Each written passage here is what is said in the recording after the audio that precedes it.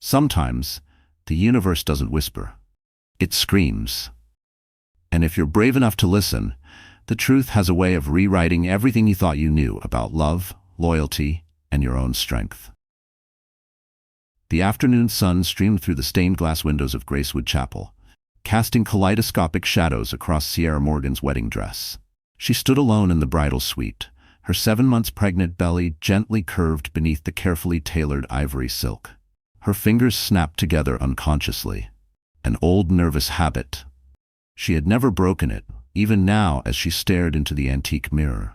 The spring breeze of Oregon carried the scent of blooming lilacs through the slightly open window, a soothing contrast to the tightening knot in her stomach.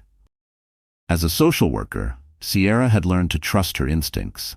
But today, those instincts were screaming at her to run. "Just pre-wedding jitters," she murmured, adjusting a strand of her chestnut hair that had escaped her practical updo. Her hazel eyes, usually so keen and clear, now held a flicker of doubt. She couldn't stop staring at the dress. Boho-inspired with vintage lace, it was everything she had ever wanted, even if she'd had to alter it to make room for her baby. A text buzzed her phone. "Can't wait to see you, beautiful." Jay Jasper's words should have soothed her, but instead, her fingers snapped twice more. The golden boy of their small Oregon town, with his perfect smile and immaculate suits, had swept her off her feet 2 years ago. Now he was minutes from becoming her husband and the father of her child. Sierra needed air. The tiny room had become stifling, the weight of expectations from her domineering mother, the town, and her own ideals pressing in from all sides. She slipped out of the bridal suite, carefully avoiding creases in her gown as she moved down the narrow hallway of the historic chapel. Voices filtered in from the garden, a man's laughter, then a high-pitched giggle that made her blood freeze. She recognized that laugh. As she rounded the corner, Sierra's world shattered in an agonizing slow motion. There, half hidden by the chapel's old elm tree, stood Jasper Thomas Carr. His blonde hair shimmered in the light. His eyes were closed in passion as he kissed Harper Morgan, Sierra's cousin, whose dyed red hair and snug bridesmaid's dress clung to him like she belonged there. Time stopped. Sierra's hand instinctively moved to her belly, shielding her unborn child from a truth too sharp to absorb. Her throat tightened, but her legs locked, keeping her rooted in place, forcing her to see every devastating second. The way Jasper's hands tangled in Harper's hair, the familiar tilt of his head, the casual intimacy of a long-term affair. When they finally pulled apart, it was Harper who spotted her first. Her lips, perfectly painted, formed an O of surprise, and her hand shot to her mouth, an overly dramatic gesture that might have been funny any other day. "Sierra." Jasper's voice cracked as he turned, his polished demeanor crumbling for the first time since she'd known him. "This isn't, let me explain." But Sierra's thoughts had already surged ahead. She began connecting the dots she'd been too blind to see. The late-night texts, the times they'd vanished together during family events. The way Harper had insisted on being her maid of honor, despite their awkward and distant relationship. Sierra's body trembled, but when her voice finally emerged, it was calm. Cold. Steady. "How long?" Neither of them answered. The silence screamed everything. And in that moment, something inside Sierra snapped into place. The chaos she had always struggled to contain with compassion and logic now hardened into crystalline clarity. She looked at Jasper, really looked at him, and no longer saw the charming local hero of their Oregon town, but a man hollow behind his flawless exterior. "The guests are waiting," she said, her tone eerily composed. "We shouldn't disappoint them." "Sierra, please." Harper stepped forward, mascara streaking down her face. "I never meant." "Save it." Sierra cut her off, turning toward the chapel once more. Her footsteps carried her forward, not to a ceremony, but to freedom. Behind her, she heard Jasper's designer shoes crunching on the gravel as he rushed after her, but for the first time since she'd met him, she wasn't stopping. Her fingers snapped again, not out of anxiety this time, but certainty. Today, she would say her vows, not to Jasper, not to the image she'd been trying to live up to, but to herself, to the child growing inside her. And she would mean every word. The heavy wooden doors of Gracewood Chapel groaned as they opened, and every head turned to witness the bride's arrival. The string quartet launched into the wedding march, a melody now warped into something bittersweet, twisted beneath Sierra's firm stride. Her mother, Donna, beamed from the front pew, utterly unaware of the storm about to shatter her carefully curated vision of the day.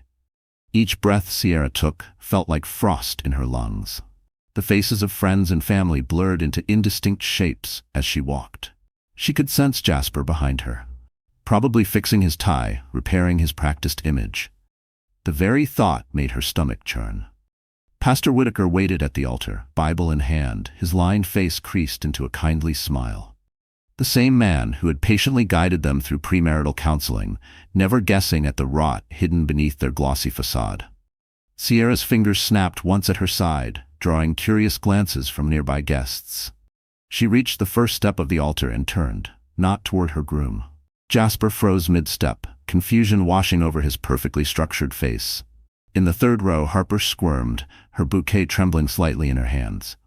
"I've always believed in truth," Sierra's voice rang out, clear and resolute, surprising even herself. "As a social worker, I tell my clients that healing begins with honesty. Today, I need to take my own advice." A ripple of murmurs stirred through Gracewood Chapel. Her mother, Donna, started to rise, mouth opening in protest, but Sierra didn't pause. 10 minutes ago," she continued, "I found my fiancé kissing my cousin behind this very chapel." The words hit the room like stones cast into still water, sending shockwaves rippling through the crowd. And judging by their gasps and stunned faces, this wasn't the first time suspicions had simmered. Jasper stepped forward, his polished charm flicking on like a spotlight. "Sierra, sweetheart, you're upset. It's the pregnancy stress." "Don't you dare." Sierra's voice sliced through the air like a blade. "Don't you dare turn this into hormones or stress or whatever convenient excuse you've rehearsed." She turned toward him fully, one hand resting over her belly, protective and grounded. "You know what's strange, Jasper? I actually feel calmer than I've felt in months. Maybe because for the first time, I'm seeing you clearly." In the pews, Harper had begun to cry, mascara streaming down her cheeks. Several guests were already discreetly pulling out their phones, eager to feed the gossip mill of their small Oregon town. Donna had collapsed back into her seat, face buried in her hands. "I spent 2 years trying to mold myself to fit into your perfect world," Sierra continued, her hazel eyes locked onto Jasper's now panicked expression. "Softening my voice, shrinking my opinions, believing that if I worked hard enough, I could be worthy of the golden boy who picked me." She gave a short, dry laugh, no trace of amusement. "But that's the thing about golden boys, isn't it? Scratch the surface, and more often than not, it's fool's gold underneath." Jasper's mask finally cracked. "You're making a scene," he hissed, reaching for her arm. Sierra stepped out of reach. "I am thinking about our child, about the example I want to set, about every time I ignored my gut because your explanations were so smooth, so reasonable, about how you made me believe my instincts were just insecurity." She turned back to the stunned crowd. "I won't be getting married today. Not to a man who could kiss my cousin minutes before our vows, not to someone who values appearances more than integrity." The chapel was silent, airless. Sierra unclasped the delicate pearl necklace Jasper had given her, a supposed family heirloom, and placed it gently on the altar. Her fingers snapped twice, like a punctuation mark. "The reception at the Maple Hollow Lodge is still paid for," she said, her practical side showing through. "Please enjoy the food and drinks. Think of it not as a wedding celebration, but a celebration of truth." And with that, Sierra Morgan turned and walked back down the aisle, her head held high. The whispers trailed after her like autumn leaves caught in a gust, but Sierra didn't flinch as she reached the chapel doors. Behind her, she could still hear Harper's distinctive sobbing and Jasper's scrambling attempts to restore order. But she never looked back. The Oregon spring air greeted her like a rebirth, crisp and cool, laced with the scent of rain and lilacs. Her meticulously imagined future lay in tatters behind her, but ahead, something far more precious waited. Freedom. 3 days after walking out of her own wedding, Sierra sat in the sterile waiting room of Cascade Valley Community Health Center. Her fingers snapped in rhythm as she stared down at her phone. 47 missed calls, 93 texts, a dozen voicemails. The digital shrapnel from her public reckoning lay sprawled across her screen. Her mother's most recent message glowed accusingly. "You're being dramatic." Think about the baby. Jasper's family had clout in this town, as if she needed reminding. The Carr family name was etched onto half the buildings within a 5-mile radius. The clinic buzzed with early morning noise, a welcome distraction. She had transferred her prenatal care here, 30 minutes outside her hometown, to escape the judgment-filled hallways of the local clinic. Her former OB/GYN had played golf every Thursday with Jasper's father. Another thread of that life she needed to sever. "Miss Morgan?" a nurse called, breaking her thoughts. "Dr. Rhodes will see you now." Sierra rose, clutching her purse, her flat silent against the linoleum as she followed the nurse down the hallway. Her wedding dress still hung in its garment bag at home, a haunting presence she hadn't yet been able to face.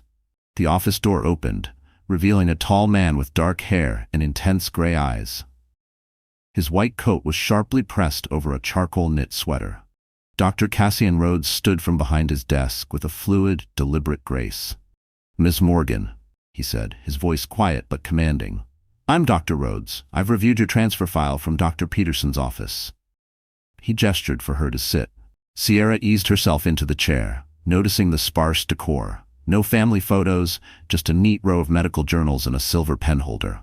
His left hand moved across the chart, the wedding ring he wore glinting briefly beneath the fluorescence. "You're at 28 weeks, he noted, his tone calm but warm. "Have you experienced any unusual symptoms since your last appointment?" Sierra let out a bitter, unexpected laugh.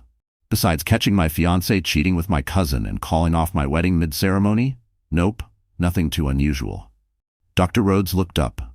His eyes met hers. No judgment, no pity, just steady presence.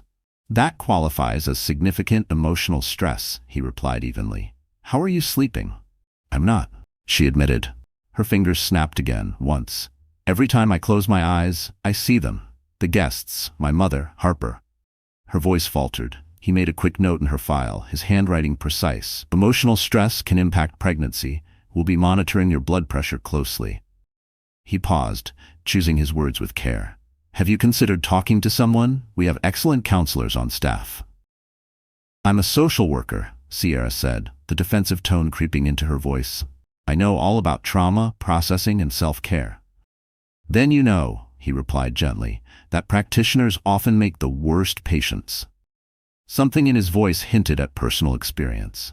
The simple truth of his statement caught her off guard, and her fingers stilled mid-snap. "I'm not here to push," Dr. Rhodes added, his eyes returning to her chart. "But as your physician, I need you to understand that your emotional well-being has a direct effect on your baby's health. Whatever support system you build, now is the time to start." Sierra studied him as he reviewed her vitals. His movements were methodical, almost ceremonial. She noticed the subtle way he turned his wedding ring while he read, not like a symbol of partnership, but like a ghost he couldn't quite exorcise. A sign of loss, not love. "The father," she found herself saying, "he's already trying to assert his rights. His family's lawyer contacted me yesterday." Dr. Rhodes set his pen down and gave her his full attention. "That's not a medical issue, but it is a stressor, and we need to factor it in. Are you working with a lawyer?" "Not yet," she said, her hand instinctively moving to her belly. "Everything happened so fast, I never thought I'd be doing this alone." "You're not alone," he said matter-of-factly. "You have medical support here. Legal resources too, if you need them. The decision is yours." For the first time in days, Sierra felt her shoulders ease just a little. Dr. Rhodes's steady presence was like a cold compress on fevered skin. Not a cure, but something that helped. The rest of the appointment blurred into a series of medical terms and scheduling notes. As Sierra rose to leave, Dr. Rhodes handed her a small card. "My direct line," he said. "Pregnancy doesn't follow office hours. Neither do emergencies, physical or emotional." She took the card, noting the surprising warmth of his hand when their fingers brushed. "Thank you, Dr. Rhodes." "Cassian," he corrected gently, then looked momentarily surprised at himself. "For after-hours calls." She nodded and tucked the card into her purse. As she walked out of the office, she realized her fingers hadn't snapped once. Small progress. But progress. Meanwhile, Harper Morgan stood in front of her bathroom mirror, robotically applying another coat of mascara. Her dyed red hair was perfectly curled, her outfit carefully styled, but her hands wouldn't stop shaking. She bit her lower lip, a nervous habit that had left permanent marks, and stared at her reflection. The fluorescent lights at the local pharmacy had felt like interrogation beams earlier that morning as she picked up her endometriosis prescription. Mrs. Hadley, the elderly pharmacist, had barely met her eyes. Word spread fast in small-town Oregon. Homewrecker. The whispers followed Harper like burrs, each syllable prickling beneath her skin. Her phone buzzed. Another message from Jasper. "We need to talk. Everything's falling apart." Harper deleted the message without replying. The past week had been a landslide of consequences. Jasper's family law firm was hemorrhaging clients. His father's political influence was faltering. The perfect image Jasper had spent years constructing, unraveling. The irony wasn't lost on her. For months she'd convinced herself their affair meant something deeper. Love, maybe. A connection. Now, watching him flail to protect his reputation, she saw the truth. She had been disposable. Just like the tissues she kept using to wipe away the tears she told no one about. A sudden cramp doubled her over. She grabbed the edge of the bathroom counter to steady herself. The endometriosis always flared under stress, her body's cruel way of punishing her further. The words of her doctor from years ago echoed in her mind. Pregnancy will be extremely unlikely. That line had stained every relationship, poisoned every dream, made every glance at Sierra's growing belly a dagger to the heart. The doorbell rang, yanking her from the spiral. She checked the peephole. Her Aunt Donna stood on the porch, arms crossed, lips pursed. Harper's heart pounded as she opened the door. "Well," Donna said, voice dripping with cold disdain, "you've really outdone yourself this time." Harper stepped aside to let her in. Donna's eyes swept over the small, cluttered apartment, taking in the half-packed boxes. "Running away," she observed. "How predictably Harper of you." "I got a job offer in Portland," Harper said weakly. "It's a better opportunity." "Better than wrecking your cousin's wedding?" "I would hope so." Donna's perfectly manicured nails tapped against her purse. "Do you even understand what you've done? To this family? To Sierra's future?" Harper's fingers drifted to her lips again, chewing the same scarred spot. "I never meant." "You never mean to do anything," Donna snapped. "Just like you never meant to drop out of college, or max out your dad's credit cards, or sleep with your cousin's fiancé." Each word struck like a slap. Harper sank onto the couch. The same couch where Jasper had first kissed her 8 months ago. She'd been sobbing about yet another failed relationship, another doctor's confirmation that pregnancy was unlikely. Jasper had listened, hand gently on her knee. One moment of weakness became a months-long secret of stolen meetings and whispered promises. "Sierra's filing a restraining order," Donna announced, her tone laced with satisfaction. "Against both you and Jasper." She stepped forward, voice rising. "She's also looking for a new job, thanks to your little scandal tanking her professional reputation." Guilt surged through Harper like a tide. She shouldn't have to leave her job. I'm the one who... The one who what? Donna snapped. Betrayed her? Humiliated her? Made her the centerpiece of every gossip session from here to Salem? "You know what makes it worse?" Donna said, her voice low but biting. "She's actually defending you to the family, saying you need help, not punishment. That's the cousin you betrayed." Harper's makeup was ruined now. Mascara carved dark paths down her cheeks. Another cramp seized her and she folded inward, arms clutching her midsection. Donna's sharp expression softened, if only slightly. "Are you still seeing that specialist for your condition?" "I can't afford it anymore," Harper whispered. "The new insurance doesn't cover it." "Stop." Donna raised a hand, silencing her. "I don't want your excuses. I came to tell you to stay away from Sierra. She needs peace. She needs to focus on her baby." Donna reached into her purse and pulled out an envelope. "Your mother asked me to give you this. Apparently, she can't bring herself to face you either." The envelope landed on the coffee table between them. Harper didn't need to open it to know it was filled with money, her mother's go-to fix for anything uncomfortable. "I'm leaving town," Harper said quietly. "You don't have to worry about me making things worse." Donna turned toward the door, then hesitated. "You know what's really sad? You could have had a sister in Sierra. Instead, you'll always be the cautionary tale we whisper about at holidays." After she left, Harper remained on the couch, surrounded by half-packed boxes and suffocating silence. Her phone buzzed again. Another message from Jasper. This one asking if she'd talked to any reporters. She blocked the number without hesitation. In the bathroom, her reflection stared back. Lipstick smudged from nervous biting, mascara smeared like war paint. And finally, Harper saw what everyone else did, a broken woman trying to fill her emptiness by stealing someone else's joy. The late afternoon sun stretched golden shadows through the windows of Dr. Rhodes's office as Sierra sat on the exam table for her weekly prenatal checkup. Her blood pressure had just come back, high. Cassian's frown deepened, and her fingers snapped once, an automatic response to stress. "These numbers aren't where I'd like them to be," he said, updating her chart with steady precision. "The stress from the legal situation is clearly taking a toll." Sierra let out a long breath, trying to release the weight that clung to her. Jasper's lawyer sent another letter. "They're pushing for joint custody before the baby's even born." Her voice cracked. "They're trying to paint me as unstable because I walked away from the wedding." Cassian put his pen down, meeting her eyes. "Medically speaking, stress at this level can be dangerous for both of you. Have you considered getting away? Even temporarily, just to ease the pressure?" "And go where?" She gestured toward her prominent belly. "I'm 30 weeks pregnant. This isn't exactly vacation season." "Portland has excellent maternal facilities," he said quietly, "and fewer painful memories." Their eyes held for a beat longer than usual. Something unspoken passed between them. Recognition, maybe, or the acknowledgement of a connection neither had dared name. Over the past few weeks, their professional rapport had slowly evolved into something more personal, more present. Cassian absently turned his wedding ring. That same familiar motion that spoke more of mourning than marriage. "I have colleagues at Portland Medical Center," he added. "I could refer you to—" "No," Sierra interrupted, surprising them both with the force in her voice. "I mean, I trust you, Dr. Rhodes, Cassian." His first name felt almost too intimate on her tongue. "You're the only person who sees me as more than just a headline." Cassian stood and moved toward the window. The setting sun bathed his profile in soft amber light as he spoke. "When my wife died," he began, his voice calm, deliberate, "everyone had an opinion about how I should grieve, how fast I should move forward. Their expectations became another weight to carry." Sierra held her breath.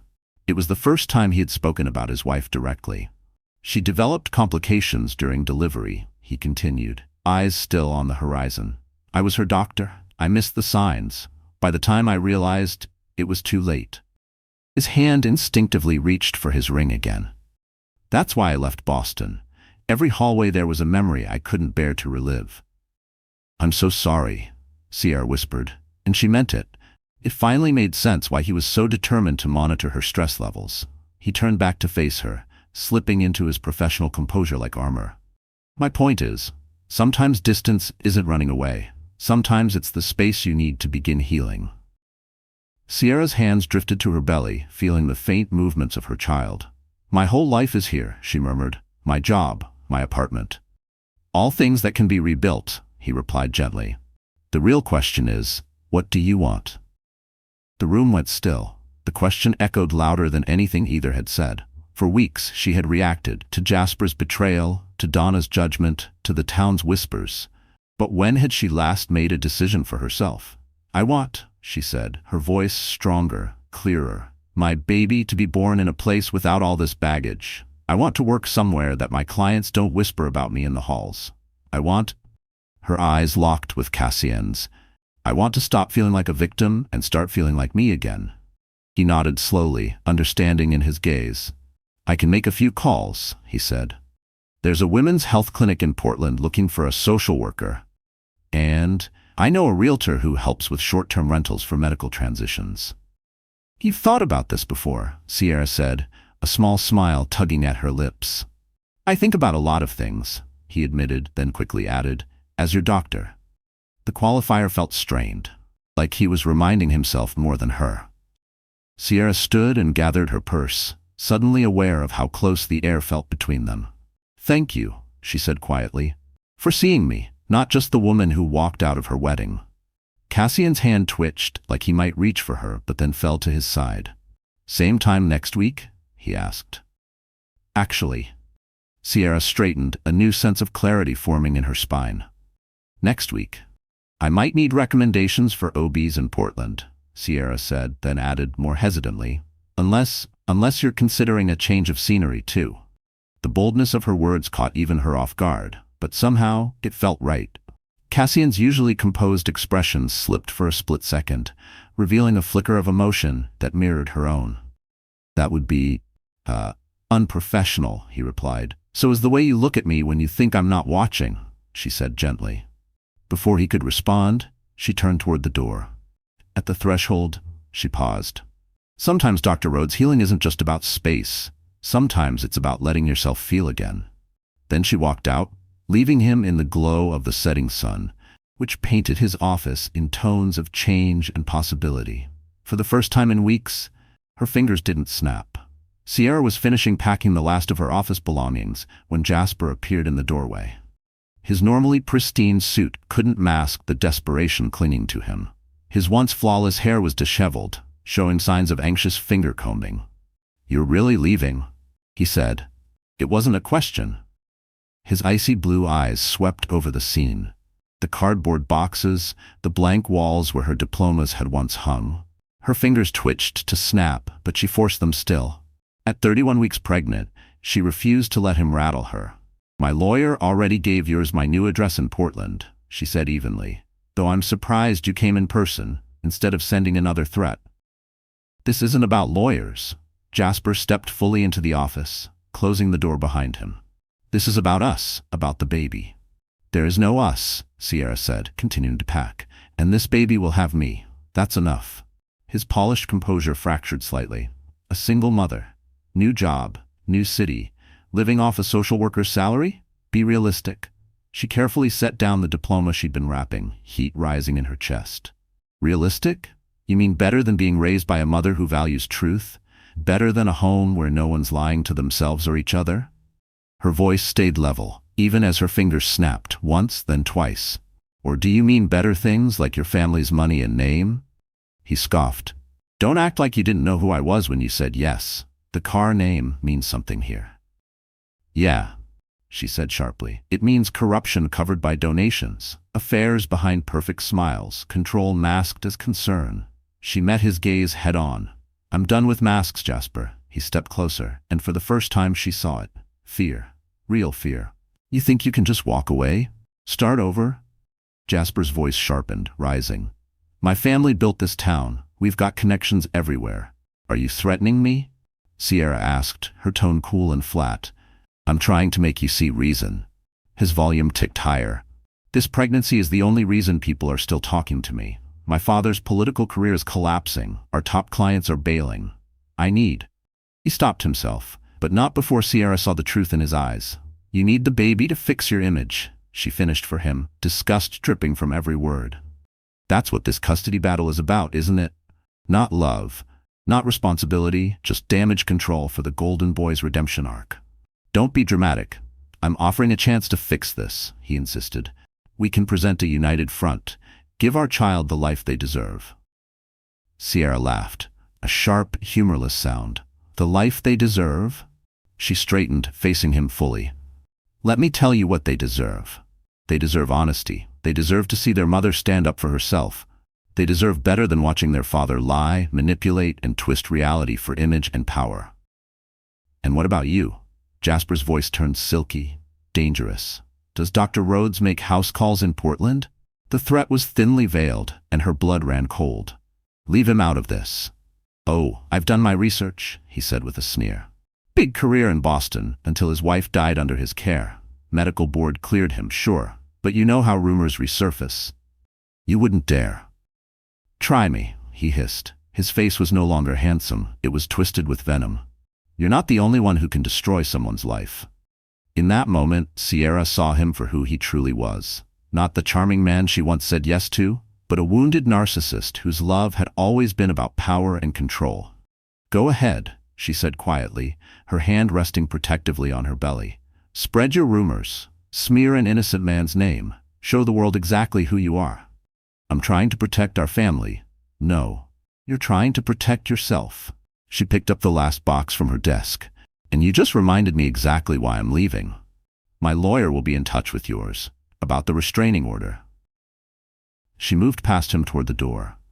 It's over, Jasper. The wedding, the lies, your grip on me, all of it. At the threshold, she stopped and turned back one final time.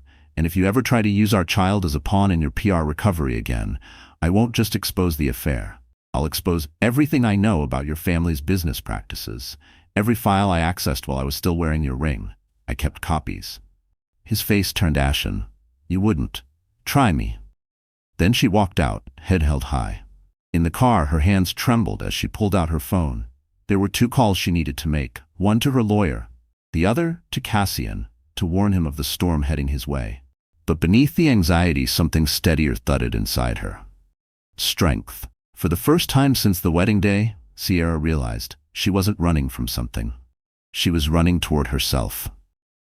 Dr. Cassian Rhodes sat in his darkened office long after hours, the soft blue light of his computer screen reflecting in his tired eyes. Case files were spread before him, files he'd read 100 times. His wife's case, the medical board investigation, the official exoneration documents. They were all spread across Dr. Rhodes's desk now, pages he hadn't looked at in years, reopened like old wounds. Sierra's warning echoed in his mind. He's going to try to destroy your reputation, she'd said on the phone. Her voice had been tight, angry. Not for herself, but for him, because of me. His fingers moved to the edge of his wedding ring, a habit born from the darkest months of his life after losing Claire. The investigation had nearly broken him. Not because he feared being found negligent. He knew he had done everything medically possible, but because each hearing forced him to relive those final moments, defending his clinical judgment while privately drowning in grief. A soft knock interrupted the spiral. He looked up. Sierra stood in the doorway, one hand bracing her lower back, the other clutching a paper cup. The scent of chamomile floated into the room. Your nurse said you were still here, she said gently. Working late or hiding? Both, perhaps, he replied, gesturing toward the chair across from his desk. You should be resting. The move to Portland is tomorrow. She eased into the chair with a quiet sigh. I couldn't rest knowing. Her fingers snapped once. Cassian, I'm so sorry. You don't deserve to have your past dragged into this. You've read my wife's file, he said, catching the way she glanced at the documents on his screen. Yes, she replied, locking eyes with him. And the board's full clearance. You did everything you could to save her. Did I? The question slipped from his lips before he could catch it. A doubt he had never admitted aloud. I was her doctor, and her husband. Maybe that blinded me. Maybe. Stop, Sierra cut in, her voice firm. I've watched you for weeks, triple-checking every test, every detail. You're not just cautious, you're haunted. And that's why I trust you, with my baby's life. Her words struck like a pulse, visceral and grounding. She didn't just see the methodical doctor. She saw the man molded by grief and guilt. Jasper will try to twist the narrative, Cassian said quietly. Make my wife's death seem like malpractice instead of heartbreak. Even if I'm cleared again, the process alone could cripple my practice. Then we fight back. She leaned forward, eyes sharp with purpose. You're not alone in this. I've got documents, proof of the Carr family's corruption. If Jasper wants a war, he's going to learn exactly what kind of damage a social worker's salary worth of evidence can do. Cassian studied her face, the fire in her, the protectiveness, the defiance. When was the last time someone had stood up to protect him? You should focus on your move, Cassian said quietly. Your health, your baby. That's why I'm here. Sierra reached across the desk, her hand resting over his. You've been my shelter in this storm, Cassian. Let me be yours. The warmth of her touch jolted something in him. His wedding ring suddenly felt heavy, like the past pressing down on his skin. I can't lose another patient, he admitted, his voice hoarse. I can't fail another woman. He didn't finish. But the silence between them spoke clearly. Care about me? Sierra said softly, filling in the unspoken truth. He turned his hand under hers, their fingers intertwining, hesitantly at first. Professional ethics, age gap, timing, he murmured. Valid reasons, she acknowledged gently, but still just excuses. What are you really afraid of? The question pierced through his carefully built defenses. Being happy again, he whispered. It feels like betrayal, doesn't it? Sierra's other hand moved to her belly just as her baby kicked. But life doesn't betray death by continuing, Cassian. Your wife's story ended in tragedy, but that doesn't mean yours has to. She gave his hand a final squeeze and stood. I'm leaving for Portland tomorrow. I found an apartment near the women's health clinic, the one you recommended. They're still looking for an experienced OB/GYN. Her words weren't just information. They were an invitation. Change location. Change specialty. Change everything. I can't just run, he said, though his voice lacked conviction. No, she agreed as she moved toward the door. But you can walk toward something new. The choice is yours. She left, and Cassian sat in the dim light of his office, surrounded by the ghosts of his past. The glow of the desk lamp caught on his wedding ring. Slowly, deliberately, he turned it once, then slid it off. He didn't put it back on. Harper's hands trembled as she stared at the pregnancy test on the bathroom counter. 3 tests. 3 pink lines. Each one a cruel joke against everything she'd been told was impossible. Her teeth sank into her lower lip until she tasted blood. The cramps had been intensifying over the past week. Pain she'd blamed on stress and endometriosis. But now, sitting on the cold tile floor of her half-packed apartment, reality washed over her in crashing waves. She was pregnant, with Jasper's child. Her phone buzzed. Another message from him, the 7th today. She hadn't answered since their last fight, when he'd blamed her for mishandling the affair, as if there was a right way to destroy your cousin's life. The irony clawed at her chest. For years, doctors had told her that pregnancy would be next to impossible. She had watched Sierra's growing belly with a cocktail of envy and despair. Now she had managed to create something even worse than betrayal. The apartment doorbell rang, snapping Harper out of her spiral. Through tear-blurred eyes, she glanced through the peephole, expecting an angry relative. Instead, it was Sierra. Harper's heart stopped. Her cousin stood in the hallway, 32 weeks pregnant, one hand pressed to her lower back. She looked tired, but stronger, like someone who had faced the fire and walked through it. With trembling fingers, Harper opened the door. How did you know I was still here? Your car's outside, Sierra replied, her voice calm and controlled. Can I come in? Standing for long isn't easy these days. Harper stepped aside, suddenly hyper-aware of the disarray. The half-packed boxes, laundry piles, the evidence of a life in free fall. The chaos mirrored her inner state. I thought the restraining order hasn't been filed yet, Sierra said as she lowered herself onto the couch with a groan. I'm leaving for Portland tomorrow, but before that we need to talk. I'm sorry. The words rushed out of Harper like a dam breaking. I know it doesn't change anything, doesn't excuse what I did, but I'm so sorry. I know, Sierra said, her green eyes locked onto hers. You're also pregnant? Harper sank into a nearby chair, her face pale with shock. How? I'm a social worker, Harper. I know the signs. Morning sickness, the exhaustion. Plus, there's an open pregnancy test box in your trash. Fresh tears streamed down Harper's cheeks, smudging the makeup she'd tried so hard to perfect. The doctor said it was impossible with my condition, she whispered, pressing a hand to her abdomen. I never thought. Does Jasper know? No one knows, she said, voice breaking. I just found out. I can't tell him. He'd twist it, just like he's trying to twist yours. He'd use it like a trophy, a PR stunt. Sierra's fingers snapped once. Processing. What do you want to do? Harper gave a bitter laugh. What can I do? I'm the villain, remember? The home-wrecking cousin. If people find out. She bit her lip again, the familiar copper tang of blood hitting her tongue. Stop that, Sierra said sharply. Stop playing the victim. You have choices. Stop hiding behind guilt and face what you've done and what you're going to do next. The words hit harder than any slap. For the first time, Harper really looked at her cousin, really saw her. The strength it had taken to walk away from Jasper, to start over, to heal. I'm leaving too, Harper said in a whisper. I got a job in New York, social media marketing for a small firm.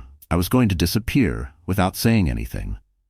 Running won't fix you, Sierra replied, her tone softening. Trust me, I know. I'm not running from Oregon, Harper said. I'm running towards something better. There's a difference. How do you do it? Harper asked, voice breaking again. How do you stay so strong? I'm not strong, Sierra said, standing with effort. I'm just done pretending. She walked to the door, then paused with her hand on the knob. Get help, Harper. Real help. Therapy. Support groups. Whatever it takes. Deal with your trauma, so you don't pass it on to someone else.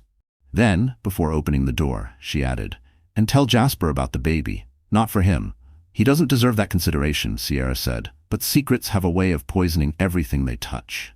She opened the door, then turned back one last time. "I don't forgive you. Not yet. Maybe not ever. But I do hope you find peace. Real peace, not just another mask to hide behind." After she left, Harper sat amidst boxes and broken illusions. One hand rested gently on her still flat stomach, running towards something better. The words echoed, heavy and insistent. With trembling fingers, she picked up her phone and typed, "Prenatal care, New York City endometriosis specialists."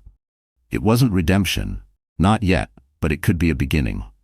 The autumn rain lashed against the windows of Portland Women's Health Center as Sierra gripped the edge of the examination table.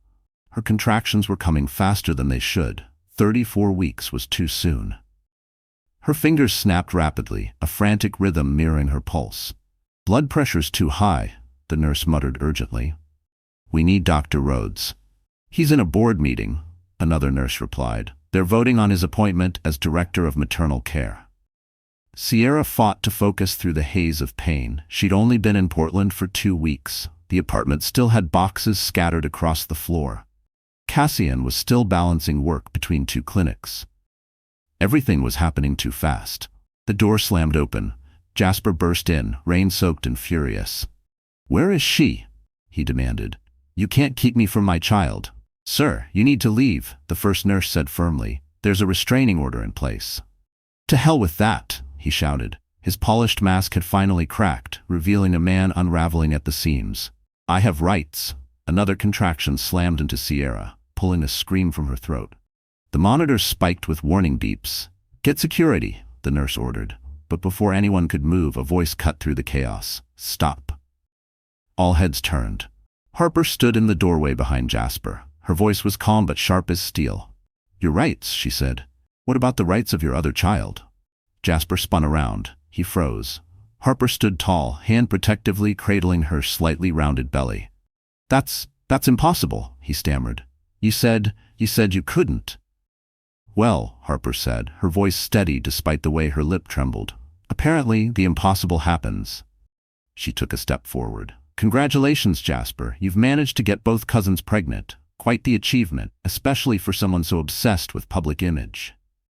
The beeping from Sierra's monitor grew louder. Sierra could feel it. Something was wrong.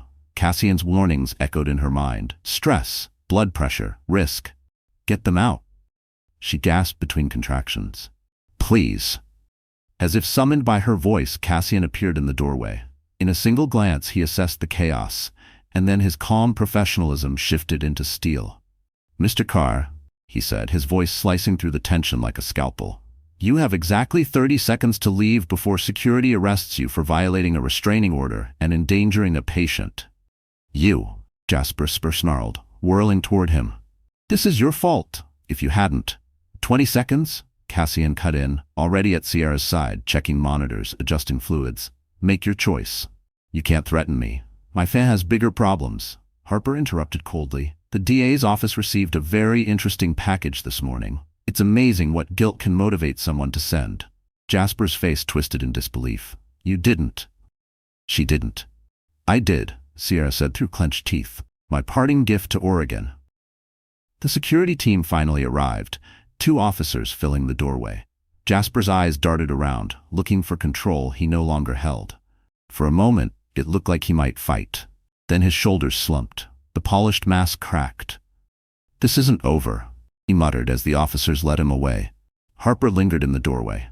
"I'm sorry," she said softly. "When I heard him ranting at his lawyer's office about coming here, I had to stop him." "Go with security," Cassian ordered, not looking up. "Make sure he's off the premises." Once they were gone, the room went quiet again, save for the steady beep of monitors and the rhythmic tap of rain against the windows. "I'm here," Cassian whispered, his hand finding Sierra's. "Focus on my voice. We're going to get your blood pressure down."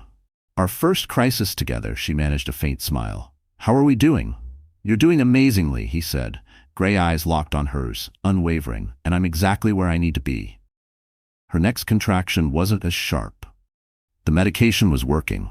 She blinked, remembering. "The board meeting, your appointment." Can wait, he said, squeezing her hand. Some things matter more than titles, like keeping a promise, to be here, no matter what. The beeping monitor began to steady. Her blood pressure slowly dropped. Outside, the rain kept falling, rinsing away the remnants of the life she had walked away from. But here, with Cassian's hand in hers, and their future unspooling in front of them, Sierra felt it. Peace. The storm had broken, and together they would weather whatever came next.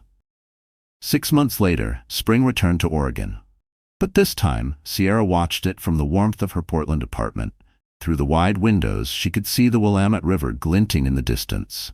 Finally free of ice, Sierra cradled her daughter, Luna Grace Rhodes, in her arms. The baby cooed softly, her tiny hand reaching out mid-nap, trying to wrap her fingers around her mother's. Just like her mama, focused, Cassian said from the kitchen, where he was carefully preparing Luna's bottle. He approached domesticity the same way he did medicine, with exactness. Formula measured down to the milliliter. Timing exact. Calm, efficient, and somehow still full of heart. "Did you see the news?" Sierra asked, accepting the bottle he handed her. "Jasper's father lost the election. Looks like those financial documents made quite the impression." Cassian joined her on the couch, settling beside her with ease. His hand reached down to smooth Luna's soft, dark curls, still with a doctor's instinct, but now touched with a father's tenderness. "And how do you feel about that?" he asked. Sierra thought for a moment as Luna drank eagerly. Relieved, not because it's revenge, but because the truth mattered. Luna will grow up knowing that. Her phone buzzed. A new text. She opened it to see a picture from Harper. Her newborn daughter, Camila, peacefully sleeping in a hospital bassinet in Manhattan. The caption read, "Camila's first checkup. Clean bill of health. Thank you for the specialist rec. She's doing great." Cassian glanced at the message. "That support group you suggested seems to be helping." Sierra nodded. Her relationship with Harper was still delicate, more distant friends than close family, but it was something, a fragile something born of accountability and effort. "She's in therapy twice a week now, finally working through things, not running from them. That's all anyone can ask." Luna finished her bottle, and Cassian took her gently, moving to burp her with a confidence that had once been shaky. Watching him now still made Sierra's heart flutter. This man who had fought through loss to build something new with them. "The mother support network is growing," she said, watching him. 3 new chapters across Oregon. Turns out, a lot of women needed to hear they're not alone. "Like someone who walked out of her wedding 7 months ago," he said, gray eyes shining with love and pride. "Like a doctor who finally realized it's okay to love again," she replied softly. The morning sun caught his left hand as he patted Luna's back. No wedding ring now, but something more meaningful. A future not feared, but chosen. A knock broke the quiet. Sierra opened the door to find Donna standing there.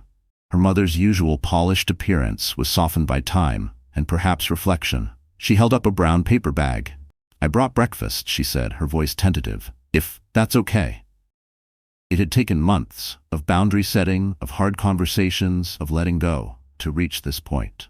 But Donna was learning that love and control were not the same thing. "Come meet your granddaughter," Sierra said, stepping aside. As Donna stepped in and her face lit up at the sight of Luna, Sierra felt the truth settle inside her like sunlight.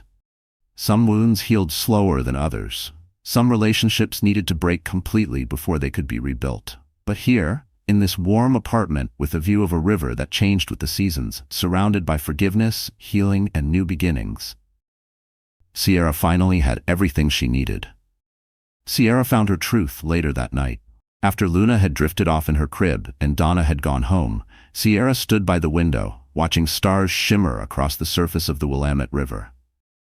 Cassian's arms wrapped around her from behind, and she leaned into him. "No regrets?" he asked quietly. She thought about the chapel she'd walked away from. A place of polished lies. The clinic where she'd found real love. The daughter who carried both their strengths. Her fingers twitched, almost snapping, but instead she laced them through his. "Only the ones that brought me here," she answered. "Sometimes," she said, "you have to walk through fire to find your way home." He turned her gently, his hands cupping her face. "Speaking of home, the house by the lake?" The offer was accepted. Sierra's heart filled to the brim. A place of their own, a home for Luna to grow. A space for dreams. Finally theirs. Really? She breathed. Really? He smiled, then kissed her. The kind of kiss that said, "This is where everything begins."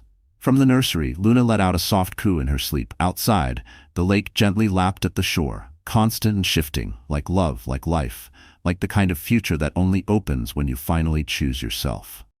"With you," Sierra whispered, "always."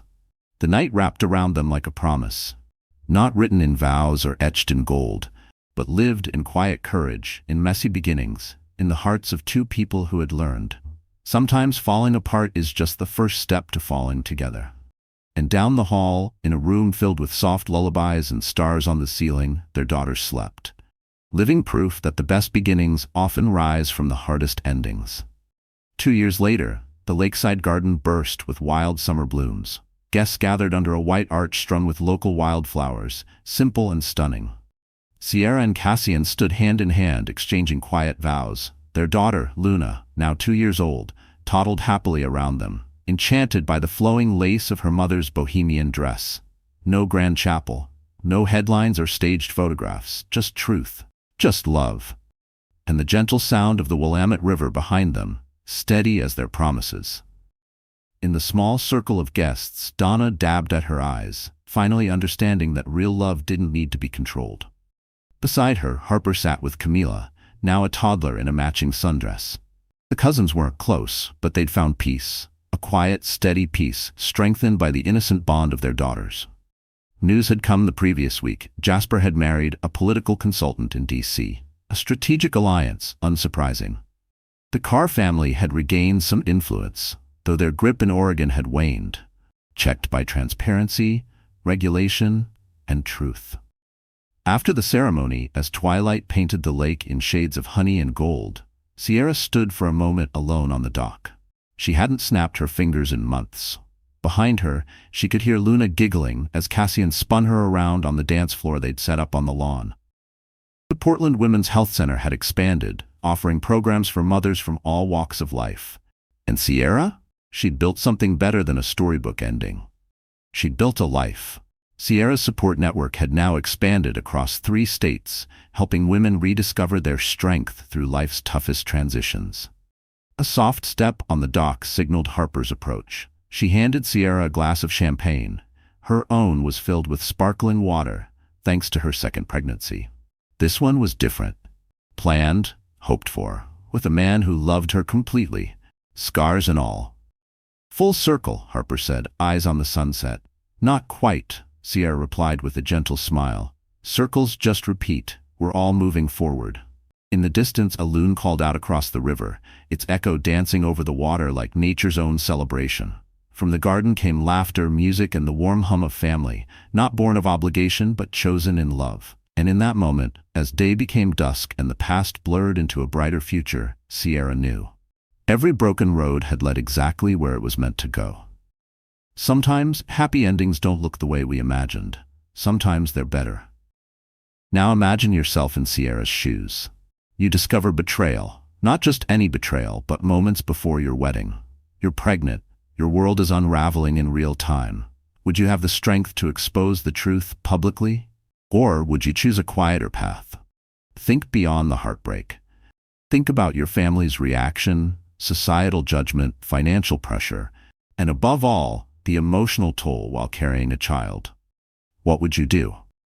We want to hear from you. Your voice matters. Leave your thoughts in the comments below. If you enjoyed today's story, give it a like. It really helps support the channel. And don't forget to subscribe so you never miss what's coming next. Thanks for watching, and we'll see you in the next story.